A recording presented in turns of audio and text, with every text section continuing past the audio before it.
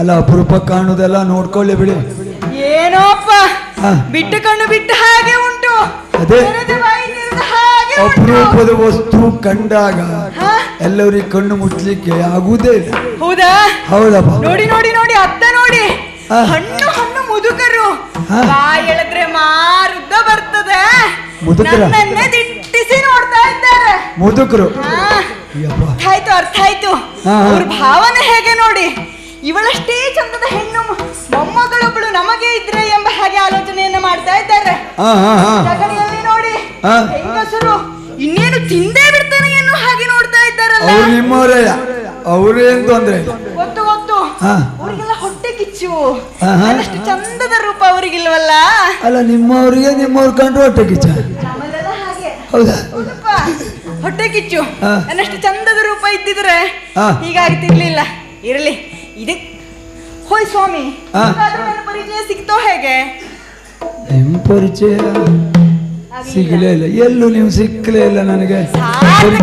ನೋಡಿ ವೇಷ ಮಾಡಿದ್ದಕ್ಕೆ. ನೋಡಿ ಪರಿಚಯ ಆಗಬೇಕಿದ್ರೆ ಮೊದಲನೇದಾಗಿ ಎಲ್ಲರೂ ಸಿಕ್ಕಬೇಕು. ಆವಾಗ ಪರಿಚಯ ಕೇಳೋ ಮನ್ಸು ಇರಬೇಕು, ಕೇಳಿದಾಗ ಹೇಳೋ ಮನ್ಸು ಇರಬೇಕು. ನೀವೆಲ್ಲೂ ಸಿಕ್ಕಲೇ ಇಲ್ಲ, ಹೇಳೂ ಇಲ್ಲ, ಕೇಳೂ ಇಲ್ಲ. ಸಿಗಲಿಲ್ವಾ?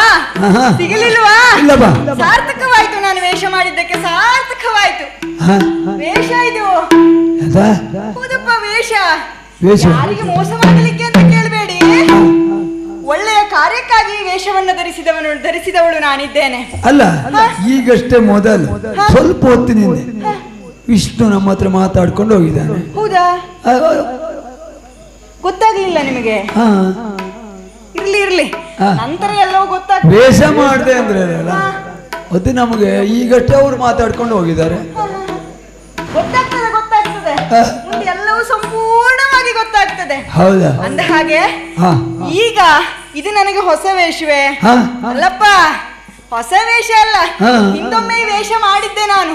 ಹೌದಾ? ಎಂದು ಸಮುದ್ರ ಮಥನದ ಕಾಲದಲ್ಲಿ ಅಮೃತ ಉದಯಿಸಿದಂತಹ ಸಂದರ್ಭ, ಹಾ. ಅದನ್ನ ದಾನವರಿಗೂ ದೇವತೆಗಳಿಗೂ ಹಂಚುವ ಸಲುವಾಗಿ ಇದೇ ವೇಷವನ್ನ ಮಾಡಿದ್ದೆ. ಈ ವೇಷದ ಹೆಸರು ಮೋಹಿನಿ. ಅದಕ್ಕಾಗೆ ನಮ್ಮಲ್ಲಿ ಹೇಳೋದು ವೇಷ ಮಾಡ್ಬೇಕಿದ್ರೆ ಅನುಭವ ಬೇಕು. ಹೌದಲ್ವಾ? ನಿಮ್ಗೆ ಅನುಭವ ಉಂಟು ಮಾಡಿದ್ರಿ ಹಾ. ನೋಡಿ. ಈಗ ನೋಡಿ, ಹಾ. ಹಾಗಾದ್ರೆ ಅಂದು ವೇಷ ಮಾಡಿದ್ಯಾಕಾಗಿತ್ತು? ಹಾ. ಕಷ್ಟದ ಸಂದರ್ಭದಲ್ಲಿ ಬಂದಂತಹ ಕಷ್ಟವನ್ನ ಪರಿಹಾರ ಮಾಡಲಿಕ್ಕಾಗಿ. ಹೌದು. ಇಂದು ಸಹ ಅದೇ ಸಂದರ್ಭ ನೋಡಿ, ಹಾ. ಕಷ್ಟದ ಸಮಯ ಎಂಬುದು ಒದಗಿ ಬಂದಿದೆ. ಹಾಗಾದ್ರೆ ಯಾರಿಗೆ? ಹಾ. ನನ್ನ ಸಂಸಾರಕ್ಕೆ. ಹಾ. ಹಾಗಲ್ಲ, ಲೋಕವೇ ನನ್ನ ಸಂಸಾರವೇನೋ ಹೌದು, ಆದರೆ ಹತ್ತಿರದಿಂದ ನನಗೊಂದು ಸಂಸಾರ ಉಂಟಲ್ಲ. ಹಾ. ಯಾವುದು? ಹಾ. ಸಿರಿಯು ಕುಲಸತಿಯು ಸುತನು ಕಮಲಜನು ಹಿರಿಯ ಸೊಸೆ ಶಾರದೆ ಮೈದುನನು ಶಂಕರನು ಸುರರೆಲ್ಲ ಕಿಂಕರರು ಮಾಯೇ ದಾಸಿ ಮಂದಿರವೇ ಅಜಾಂಡ ಎಂಬ ಹಾಗೆ ಹಾ. ಇದು ನನ್ನ ಸಂಸಾರ. ಈ ಸಂಸಾರದಲ್ಲಿ ಯಾರಿಗೆ ಕಷ್ಟ ಬಂದಿತು ಅಂತಾದ್ರೂ ಹಾ. ನನಗೆ ಕಷ್ಟ ಬಂದ ಹಾಗೆ. ಹಾಗಾದ್ರೆ ಇದರಲ್ಲಿ ಕಷ್ಟ ಬಂದದ್ದು ಯಾರಿಗೆ? ಯಾರಿಗೆ? ನನ್ನ ಭಾವನಾದಂತಹ ಈಶನಿಗೆ. ಹಾ. ನೋಡಿ, ಮಕ್ಕಳನ್ನೆಲ್ಲ ಎಷ್ಟಕ್ಕೆ ಮುದ್ದು ಮಾಡಬೇಕೋ ಅಷ್ಟಕ್ಕೆ ಮುದ್ದು ಮಾಡಬೇಕು. ಈಶ ಅಂದ್ರೆ ನಿಮ್ ಭಾವ. ಹೌದಪ್ಪ, ಹಾ. ನಮ್ಮ ಭಾವ ಹಾ. ಈಗ ತನ್ನ ಮಗನಿಂದಲೇ ಕಷ್ಟಕ್ಕೀಡಾಗಿದ್ದಾನೆ. ಹಾ. ಬಂದು ನನ್ನಲ್ಲಿ ಬೇಡಿಕೊಂಡಿದ್ದಾನೆ, ಪರಿಹರಿಸು ಬಂದಂತಹ ಬಾಧೆಯನ್ನ ಎಂಬ ಹಾಗೆ. ಹಾ. ಹಾಗಾಗಿ ಈ ವೇಷ ಪ್ರಸ್ತುತ ಹಾ. ಸೂರ್ಯ ಪ್ರವೃತ್ತಿಯಿಂದ ಭಸ್ಮಾಸುರ ಎಂಬುವಾತ ಮೆರೆಯುತ್ತಾ ಇದ್ದಾನೆ. ಹಾ. ಮೋಹಗೊಂಡಿರುವ ಆ ಭಸ್ಮಾಸುರನ ನಾಶಕ್ಕಾಗಿ ಹಾ. ಇದೋ ಈ ಮೋಹಿನಿಯ ರೂಪ. ಜಗತ್ತಿನಲ್ಲಿ ಯಾವುದು ಅತಿಯಾಗ್ತದೆಯೋ ಅದರಿಂದಲೇ ಅಂತ್ಯ ಎನ್ನುವುದು ನಿಶ್ಚಿತ ಎಂದು ಸಾಬೀತುಪಡಿಸಲಿಕ್ಕೆ ಇದೊಂದು ಸುಸಂದರ್ಭ ಎಂಬ ಹಾಗೆ ನಾನು ಆಲೋಚನೆಯನ್ನ ಮಾಡಿದ್ದೇನೆ. ವೇಷ ಆಗಿದೆ, ಹಾ. ನಡೆಬೇಕಲ್ವಾ? ಹೌದು. ಈಗ ಹೋದ್ರೆ ಆದೀತಾ? ಹಾ. ಆಗ್ಲಿಕ್ಕಿಲ್ಲ. ಈ ವೇಷ ಮಾಡ್ಲಿಕ್ಕೆ ನಾನೇ ಯಾಕೆ ಆಗ್ಬೇಕು? ಹಾ. ಕಾರಣ ಉಂಟು. ಏನು? ನಮ್ಮ ಭಾವನಿಗೆ ಮತ್ತೆ ಬ್ರಹ್ಮನಿಗೆ ವರ ಕೊಡಲಿಕ್ಕೆ ಮಾತ್ರ ಉಂಟು. ಓಹೋ. ಗೊತ್ತುಂಟು, ಕೇಳಿದರೆ ಕೊಟ್ಟು ಬಿಡುವುದು ವರವ. ಹಾ. ಅದರಿಂದ ಕಷ್ಟ ಬರ್ತದ್ಯಾ ಪರಿಹಾರ ಮಾಡ್ಲಿಕ್ಕೆ ಗೊತ್ತಿಲ್ಲ. ಮತ್ತೆ ಕೊಟ್ಟಂತಹ ವರವನ್ನ ಹಿಂಪಡೆಯಲಿಕ್ಕೆ ಅದೂ ಗೊತ್ತಿಲ್ಲ. ಹಾ. ಆ ಸಾಮರ್ಥ್ಯ ಇದ್ದದ್ದೇನಾದ್ರೂ ಯಾರಿಗೆ? ಹಾ. ಶ್ರೀಹರಿಗೆ ಮಾತ್ರವೇ. ಹಾ. ಹಾಗಾಗಿ ಹೋಗುತ್ತೇನೆ, ಹಾ. ಆ ಭಸ್ಮಾಸುರನತ್ತ ಹೋಗಿ ತನ್ನ ಮೂಲಕವಾಗಿ ಆತನ ಗಮನವನ್ನು ನನ್ನತ್ತ ಸೆಳಿತೇನೆ. ಹಾ. ನಂತರ ಆತನ ಮರ್ದಿಸ್ತೇನೆ. ಹಾ. ಹೋಗುವ ಬಗೆ ಎಂಟು. ತಾಳಿಂತ ತಾಳಿಂತ ತಾಳಿಂತ ತಾಳಿಂತ ತಾಳಿಂತ ತಾಳಿಂತ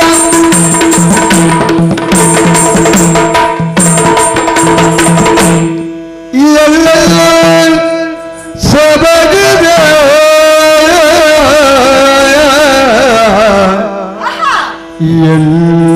ಎಲ್ಲೆಲ್ಲೂ ಸೊಗಸಿದೆ ಸೊಗಸಿದೆ ಸೊಬಗಿದೆ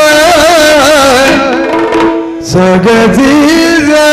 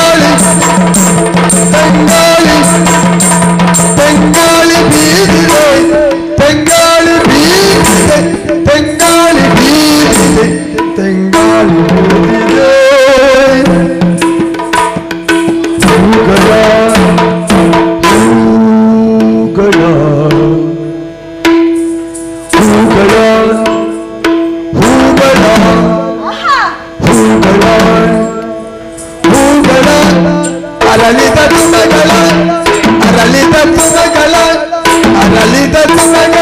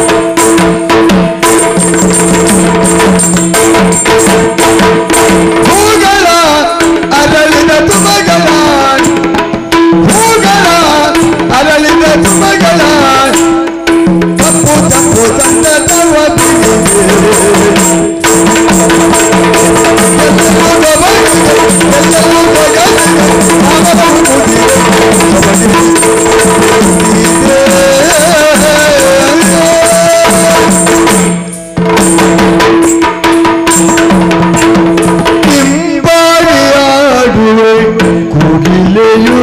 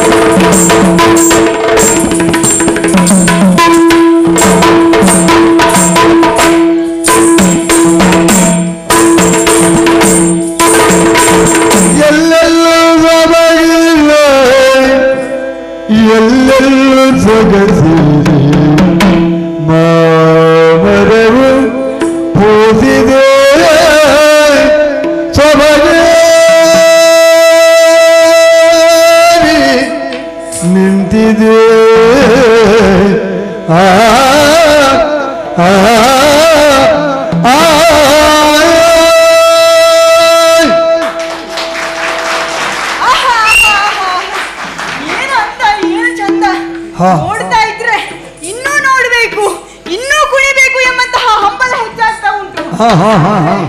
ಇದರಲ್ಲಿ ಮೈ ಮರೆತ್ರೆ ಬಂದಂತಹ ಕಾರ್ಯ ಮರೆತು ಹೋಗುವುದಿಲ್ವೇ? ಆಗ್ಲಿಕ್ಕಿಲ್ಲ, ಹೋಗ್ತೇನೆ. ಇದು ಮನೆಯಲ್ಲಿ ಇರುವಂತಹ ಎಲ್ಲ ಪರಿಮಳ ಭರಿತ ಹೂಗಳನ್ನ ಕೊಯ್ಯುತ್ತಾ ಮುಂದೆ ಸಾಕ್ತೇನಂತೆ.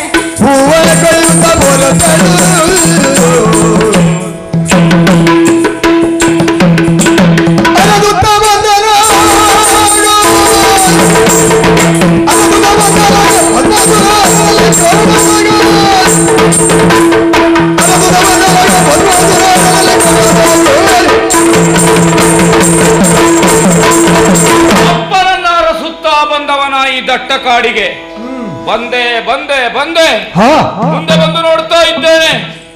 ಕಾಡು ದಟ್ಟವಾಗಿಯೇ ಹೋಗ್ತಾ ಇದೆ. ಅಪ್ಪು ಎಲ್ಲ ಅಡಗದ್ನೋ ಏನೋ ತಿಳಿತಾ ಇಲ್ಲ. ಏನದು ಏನದು ಎಲ್ಲೆಲ್ಲೂ ಎಲ್ಲೆಲ್ಲೂ ಸೊಬಗಿದೆ. ಮಧುರವಾದ ಧ್ವನಿ ಆ ಕಡೆಯಿಂದ ಬರ್ತಾ ಉಂಟಲ್ಲ, ನೋಡುವ ಅದೇ ಧ್ವನಿಯನ್ನು ಅರಸಿ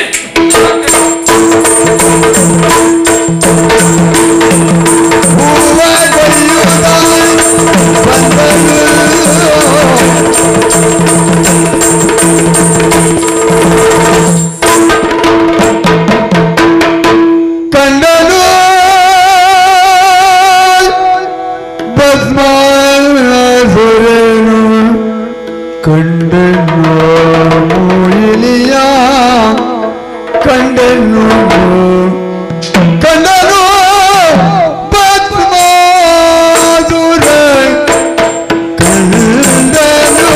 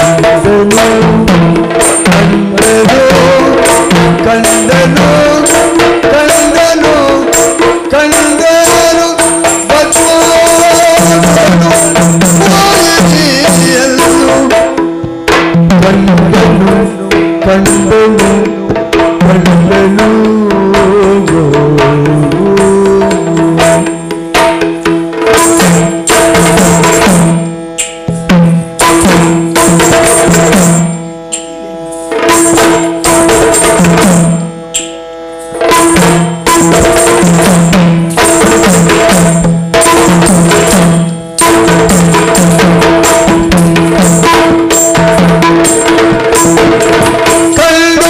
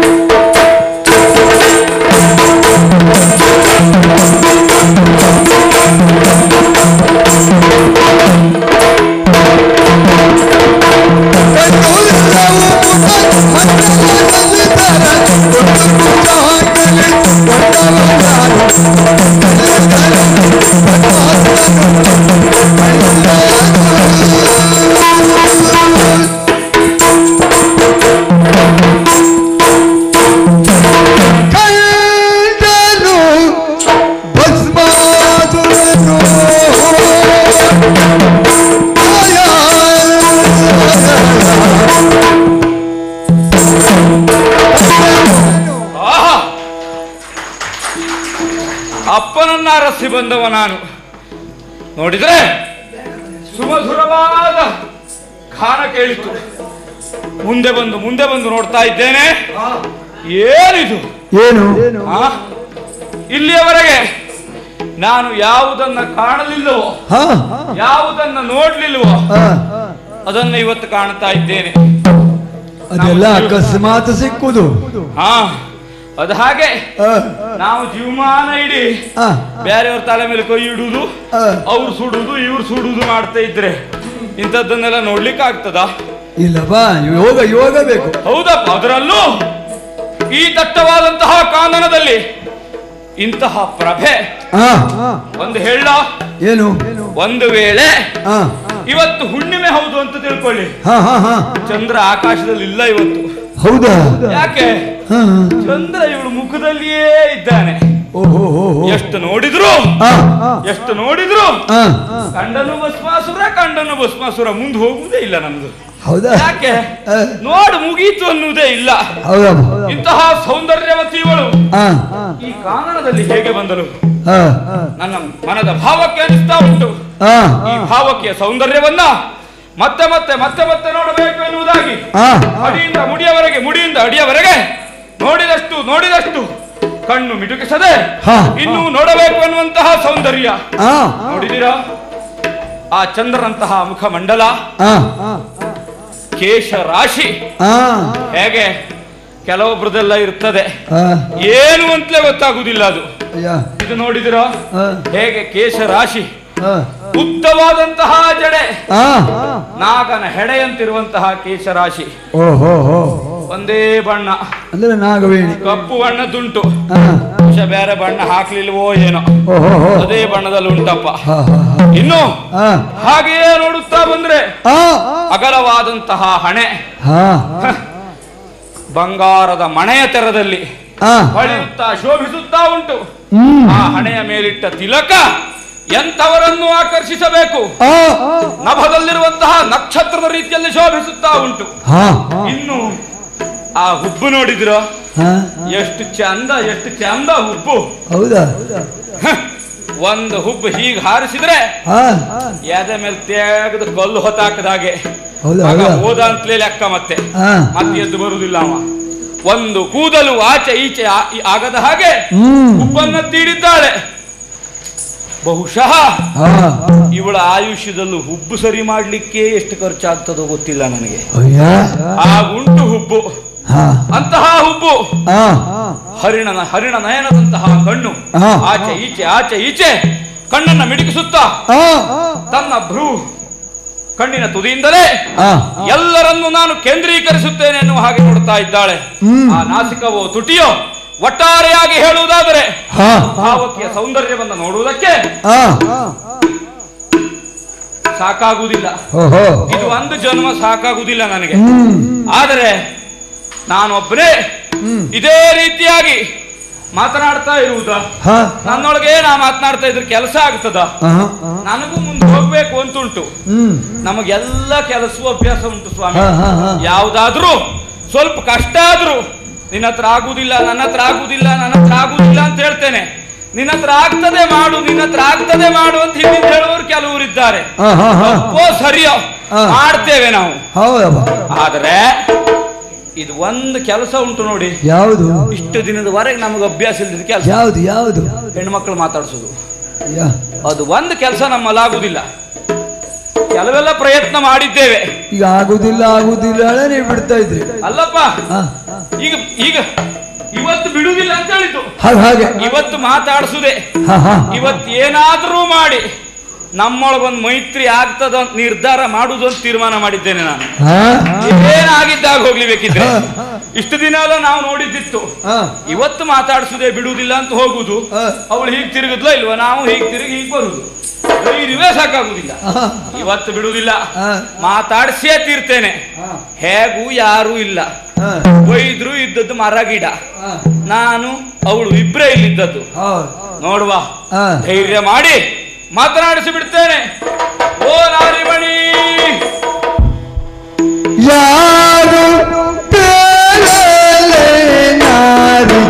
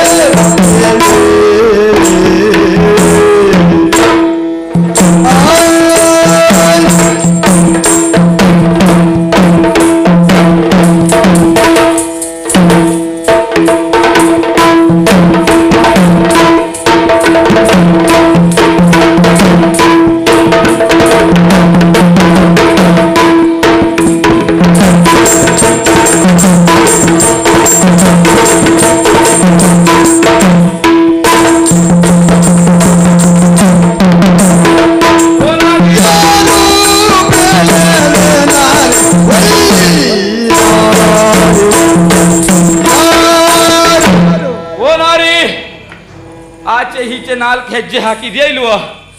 ನನಗೆ ಬರು 4 ಹೆಜ್ಜೆ ತಪ್ಪೋಯ್ತು. ಹಾಗಾಯ್ತು ಪರಿಸ್ಥಿತಿ ನೋಡು. ಪ್ರಪಂಚದಲ್ಲಿ ಕೆಲವರು ಹೇಳಿದ ಮಾತನ್ನು ಕೇಳಿದ್ದೇನೆ, ಹೆಣ್ಣಿಗೆ ಸೋಲದ ಗಂಡಿಲ್ಲ ಅಂತ. ನೀವು ಕೇಳಿದ್ದೀರಾ? ಇಲ್ಲ, ನಾ ಕೇಳಿಲ್ಲ. ನೀವು ಕೇಳಲಿಲ್ಲ? ಹಾ, ಅಂಥದ್ದೆಲ್ಲ ಕೇಳುವುದಿಲ್ಲ ನೀವು. ಸ್ವಾಮಿ, ನನ್ನಲ್ಲಿ ನಾ ಮಾತಾಡ್ತಿದ್ರ ಪ್ರಯೋಜನ ಇಲ್ಲ. ಮಾತಾಡಿಸ್ಬೇಕಾ ಬೇಡವಾ? ಮಾತಾಡ್ಸಿ ಮಾಡ್ತೇನೆ. ಓ ಓ ಓ ನಾರಿಮಣಿ, ಕಿವಿ ಕೇಳುದಿಲ್ವಾ? ಹೇಗೆ ಇಷ್ಟು ಗಟ್ಟಿ ಕೂಗ್ತಾ ಇದ್ದೇನೆ, ಕಿವಿ ಕೇಳುದಿಲ್ವಾ? ಓಯ್ ಸುಂದರಿ, ಆಚೆ ಈಚೆ ಯಾರು ಇಲ್ಲ, ನಿನ್ನನ್ನೇ ಕರೆದದ್ದು ನಾನು, ನಿನ್ನನ್ನೇ ಕರೆದದ್ದು ಸ್ಪಷ್ಟವಾಗಿ. ಬಾಯಿ ಬರುವುದಿಲ್ವಾ? ಯಾರಯ್ಯ ಯಾರಯ್ಯ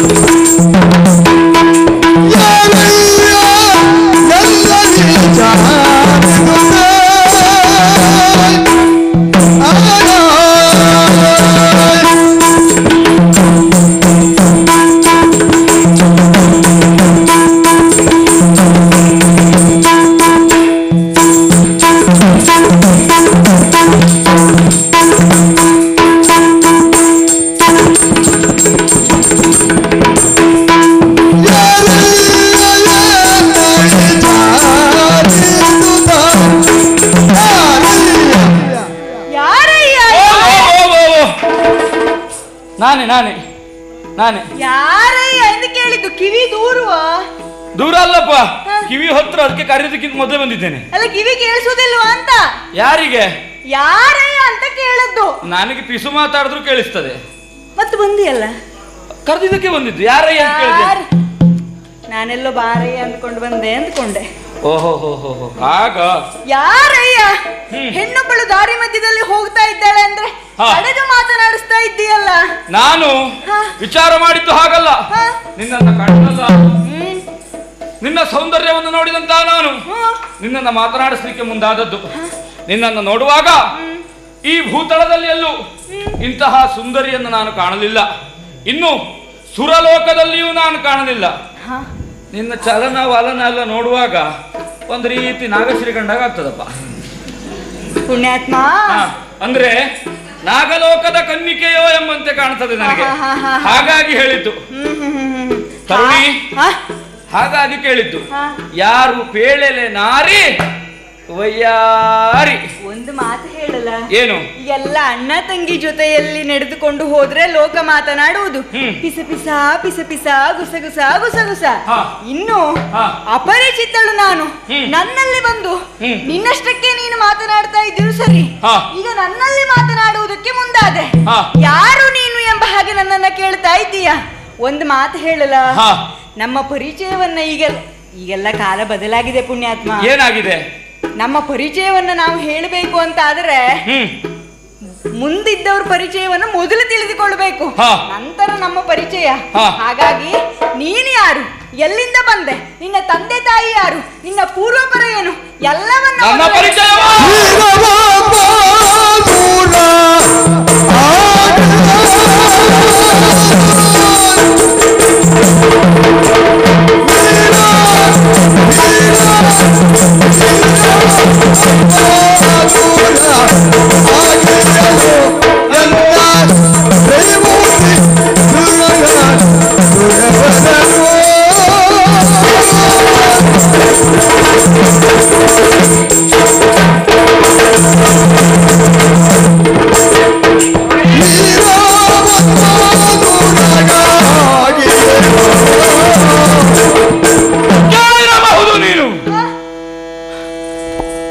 ಪರಾಕ್ರಮಕ್ಕೆ ಪರದೈವವಾದಂತಹ ಪರಮೇಶ್ವರ ಅವನಿಗೊಬ್ಬ ಮಗ ಹುಟ್ಟಿದ್ದಾನೆ, ಭಸ್ಮಾಸುರ ಎನ್ನುವುದಾಗಿ.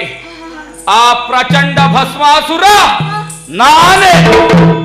ಈಗಲಾದ್ರೂ ಹೇಳ್ತೀಯ ನಿನ್ ಪರಿಚಯ ಏನು ಅಂತ? ಮೆಚ್ಚಿದೆ ಮೆಚ್ಚಿದೆ ಮೆಚ್ಚಿದೆ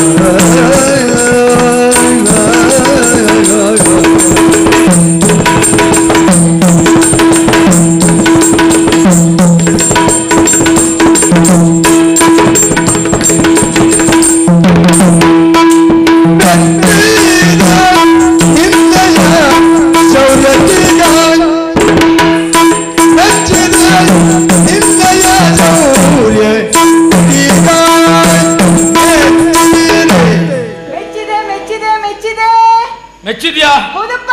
ಅಷ್ಟಾದ್ರೂ ಆಯ್ತು ನಮ್ಗೆ. ನಿನಗಲ್ಲ, ಇಷ್ಟೊತ್ತು ಮಾಡಿದ್ದಕ್ಕೆ ಸಾರ್ಥಕ. ಇಲ್ವಪ್ಪ? ಹಾ. ಮೆಚ್ಚಿದ್ದು ಹೌದು. ಯಾರಿಗೆ? ಯಾರಿಗೆ? ನಿನಗಲ್ಲ, ಮತ್ತೆ ನಿನ್ನ ಖ್ಯಾತಿಗೆ, ನಿನ್ನ ಛಾತಿಗೆ, ನೀನು ಪಡೆದಂತಹ ಬಿರುದಾವಳಿಗಳಿಗೆ ಮೆಚ್ಚಿದ್ದೇನಪ್ಪ, ಮೆಚ್ಚಿದ್ದೇನೆ. ಅದೆಲ್ಲ ನನ್ನಿಂದಲೇ ಬಂದದ್ದಲ್ವಾ? ನನಗೆ ಮೆಚ್ಚಿದ ಹಾಗೆ. ಆದರೂ ಆಗ್ಲಿ, ನಾವು ಧನಾತ್ಮಕವಾಗಿ ತಿಳ್ಕೊಳ್ತೇವೆ. ಹಾಗ ಮೆಚ್ಚಿದೆ. ನಿನ್ನ ಶೌರ್ಯ ಸಾಹಸಕ್ಕೆ ನಾನು ಖಂಡಿತವಾಗಿ. ಅಲ್ಲ, ಅದೆಲ್ಲ ಇರ್ಲಿ, ನೀ ಯಾರು ಅನ್ಬೇಕು ನನಗೆ. ಸಂಕಲ್ಪದಲ್ಲೇ ಪುಣ್ಯ ಕಾಲ ಕಳೆದ್ರೆ ಅಂತ ಹೆದರಿಕೆ. ಹೌದು, ಹೇಳ್ತಾನ.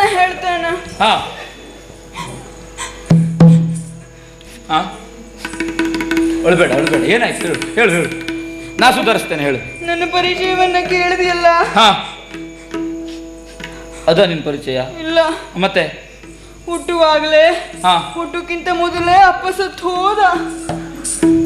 ಹುಟ್ಟುಕ್ಕಿಂತ ಮೊದಲೇ ಅಪ್ಪ ಸತ್ತು ಹೋದ. ಅಪ್ಪ ಸಾಯಿಲ್ಲ, ಅವ ನೀ ಯಾರು ಹೇಳು? ಹುಟ್ಟಿದ ಮೇಲೆ ಅಮ್ಮನು ಹೋಗ್ಬಿಟ್ಲು. ಅಮ್ಮನು ಹೋಗ್ಬಿಟ್ಲು. ಹೋದವಳು ಹೋಗ್ಲಿ, ನೀ ಯಾರು ಹೇಳು? ಹೇಳ್ತೇನೆ. ಹೇಳು. ಅಪ್ಪನೂ ಇಲ್ಲ, ಅಮ್ಮನೂ ಇಲ್ಲ. ಊರವರ ಕೈಕೂಸಾಗಿ ಬೆಳೆದವಳು ನಾನು. ಊರವರ ಕೈಕೂಸಾಗಿ ಬೆಳೆದವಳು ನಾನು. ಹೆಸರು? ನನ್ನ ಹೆಸರು ಬಟ್ಟೆ ಕಚ್ಚಬಾರ್ದು. ಹಾಗಲ್ವಾ? ಮತ್ತೆ ಈ ವರ್ಷ ಅದು ನಿಮ್ದ? ಇದು ದಾರಿಗೆರೆ ಹಾಕೋದು, ದಾರಿಗೆರೆ ಹಾಕೋ ಕೆಲಸ ನಿಮ್ದ? ಹೇಳು. ಯಾರು ಹೇಳು? ಹೆಸರೇನು ಹೇಳು? ನನ್ನ ಹೆಸರು ಏನು?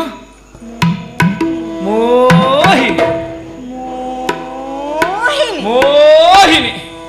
ಆಹಾ ತರುಣಿ, ಇನ್ನು ನನ್ನದು ಮಾತಿಲ್ಲ. ಇಷ್ಟೊತ್ತಿನವರೆಗೆ ಮಾಡಿದ ಕೆಲಸವೂ ಹೆಚ್ಚಾಗಿದೆ, ಆಡಿದ ಮಾತು ಹೆಚ್ಚಾಗಿದೆ. ಒಂದೇ ಮಾತನ್ನು ಮುಗಿಸ್ತೇನೆ. ನನ್ನ ಮನವನ್ನು ನೀನು ಸೂರ್ಯಗೊಂಡಿದ್ದಿ. ನನ್ನನ್ನು ವಿವಾಹ ಆಗ್ತೀಯಾ? ಏನು? ಅರಿತೇನೋ ಮನದಿರ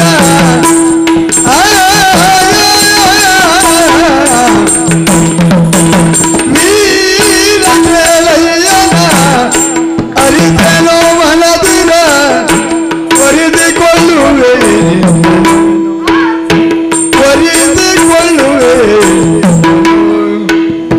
ಶೌರ್ಯ ಬಲಾನ್ವಿತ ಕೇಳು ಕೇಳಾದರೆ ಶೌರ್ಯ ಬಲಾನ್ವಿತ ಕೇಳು ಕೇಳಾದರೆ ಹರಗಳಲ್ಲಿ ಹೋಗು ಕೇಳು ಕೇಳಾದರೆ ಹರಗಳಲ್ಲಿ ಹೋಗು ಕೇಳು.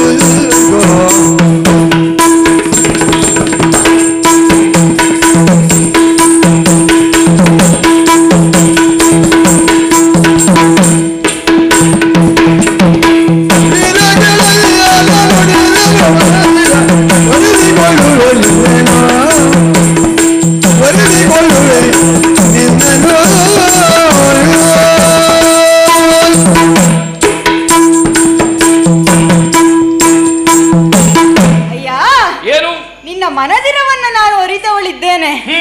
ನೀನು ನನ್ನನ್ನು ಮದುವೆಯಾಗು ಎಂಬ ಹಾಗೆ ಕೇಳ್ತಾ ಇದ್ದೀಯಾ? ನನ್ನನ್ನು ವರಿಸು. ಅಷ್ಟೆಲ್ಲ ಸುಲಭಕ್ಕೆ ಆಗು ಮಾತಲ್ಲ ಇದು. ಯಾಕೆ ಅಂದ್ರೆ ಅಪ್ಪಿಲ್ಲ, ಅಮ್ಮಿಲ್ಲ, ಅನಾಥೆ, ಊರವ್ರ ಕೈಯಲ್ಲಿ ಬೆಳೆದವಳು. ಮದುವೆ ಆಗ್ಲಿಕ್ಕೇನು? ಹರಕೆ ಒಂದುಂಟು. ಹರಕೆ ಉಂಟಾ? ಹೌದಪ್ಪ, ಹರಕೆಗೆ ಹುಟ್ಟಿದವಳು ನಾನು. ಏನು ಇರ್ಲಿ, ಅದು ಎಲ್ಲಿ ಹರಕೆ ಹೇಳೋದು ಅಂತ ತೀರ್ಸುವ. ಅದು ದೂರದಲ್ಲಿ ಒಂದು ವಟವೃಕ್ಷ ಕಾಣ್ತಾ ಉಂಟೋ ಇಲ್ವಾ? ಕಡಿಬೇಕು ಅದನ್ನ. ಯಾವಾಗದು ಕಡಿಯುವುದ್ರಲ್ಲೇ ಇರ್ತೀಯೋ ಹೇಗೆ? ಕಡಿಯುವುದಲ್ಲ, ಆ ವಟವೃಕ್ಷದಲ್ಲಿ ತಲಕಾಲ್ ಮಾಡಿ ನಡ್ಬೇಕಾ? ಅದನ್ನು ಮಾಡ್ತೇನೆ. ಸ್ವಲ್ಪ ಸಾವರಿಸು. ಅದು ಕಾಣುತ್ತಿರುವಂತಹ ವಟವೃಕ್ಷದಲ್ಲಿ ನಮ್ಮ ಆರಾಧ್ಯ ಕುಲದೇವಿ ವಾಸವಾಗಿದ್ದಾಳೆ. ಆ ಕುಲದೇವಿಯಲ್ಲಿ ನಾನು ಹರಕೆಯೊಂದನ್ನು ಹೊತ್ತದ್ದುಂಟು. ಏನೆಂಬುದಾಗಿ ಅಲ್ಲಿ ಹೋಗಿ ಆ ದೇವತೆಯ ಮುಂದೆ ನೃತ್ಯವನ್ನ ಮಾಡುವುದರ ಮೂಲಕ ಅಲ್ಲಿ ಯಾರು ನನ್ನನ್ನು ನೃತ್ಯದಲ್ಲಿ ಸೋಲಿಸ್ತಾರೋ ಅವನನ್ನೇ ನಾನು ಮದುವೆಯಾಗುವುದು ಎಂಬ ಹಾಗೆ. ಹಾಗಾಗಿ ನೃತ್ಯ ಎಲ್ಲ ಮಾಡ್ಲಿಕ್ಕೆ ಬರ್ತದೆಯೇನಾ ನಿನಗೆ? ಆಗುದಿಲ್ಲ ಬಿಡು. ಈ ವಿಷಯ ಮೊದಲು ಮುಖ ಕಂಡಾಗೆ ಹೇಳಿದ್ರೆ ಇಷ್ಟೊತ್ತಿಗೆ ಮದುವೆ ಆಗಿ 3 ದಿನ ಆಗಿತ್ತು. ನಿನಗೆ ಗೊತ್ತಿಲ್ಲ. ನೃತ್ಯ ಮಾಡ್ಲಿಕ್ಕೆ ನನಗೆ ಬರುವುದಿಲ್ವಾ? ತಾಂಡವ ಮಾಡು ಪರಮೇಶ್ವರನ ಮಗ ನಾನು. ನನಗೆ ನೃತ್ಯ ನಾನು ಹೇಳ್ಕೊಟ್ರೆ ಬೇರೆಯವರಿಗೆ ನೃತ್ಯ ಮಾಡ್ಬೇಕಾ? ನೃತ್ಯ ಏನು ಬಾರಿಸುವವ್ರಿಗೆ ಕೈ ಸೋಲ್ಬೇಕು, ಅಲ್ಲಿವರೆಗೆ ನೃತ್ಯ ಮಾಡ್ತೇನೆ. 4 ಹೆಜ್ಜೆ ವಿಷಮಕ್ಕೆ ಬಿಚ್ಚೋಟಿಲ್ಲ.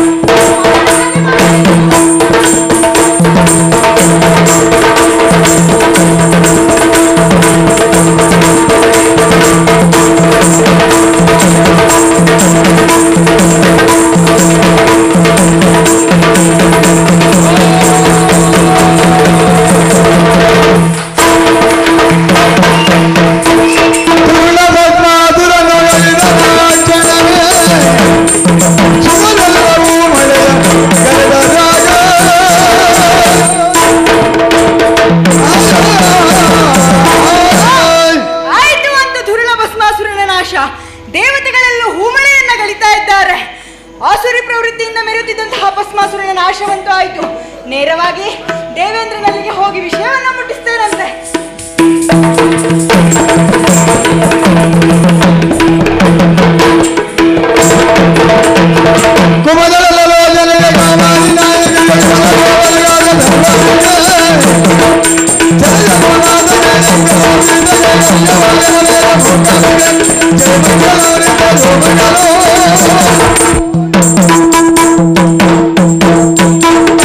ಆದಿದೇವತೆಗಳಾಗಮ ಪೂಜಿತ ಯಾದವ ಗುಣಮೋ ಸ್ವರೂಪ ವೇದೋತ್ತಾರಕ ತಿರುಪತಿ ವೆಂಕಟವೇಣು ನಾರಾಯಣ ನಾರಾಯಣ ಅತಯ್ಯದಿಂದ